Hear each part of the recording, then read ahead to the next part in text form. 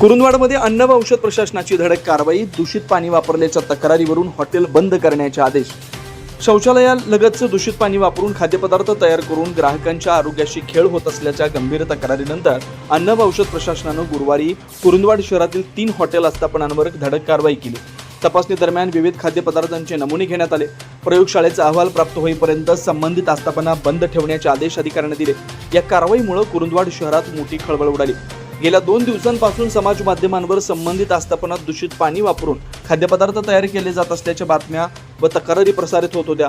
या प्रकरणाची गंभीर दखल घेत कोल्हापूर विभागाच्या अन्न व औषध प्रशासनाच्या 2 अधिकाऱ्यांनी गुरुवारी दुपारी 12:30 ते 1 वाजण्याच्या दरम्यान संबंधित आस्थापनांना भेट दिली.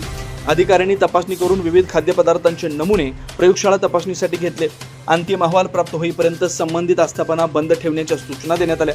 तपासणी अहवालानंतर पुढील कायदेशीर कारवाई करण्यात येणार असल्याचं अन्न व औषध तालुका प्रभारी RP पाटील यांनी सांगितलं. दूषित पाण्याच्या वापराबाबतची तक्रार राष्ट्रीय जनशक्ती पक्षाचे जिल्हाध्यक्ष सुनील कुरुंदवाडे, सामाजिक कार्यकर्ते शाहीर आवळे यांनी केली होती. त्यांच्या तक्रारीनंतर प्रशासनानं तातडीने कारवाई केल्यानं शहरातील इतर हॉटेल व खाद्य व्यावसायिकांमध्ये खळबळ उडाली आहे. या कारवाईवेळी दिलीप बंडगर, अनिल वाले आणि सिकंदर सारवान उपस्थित होते.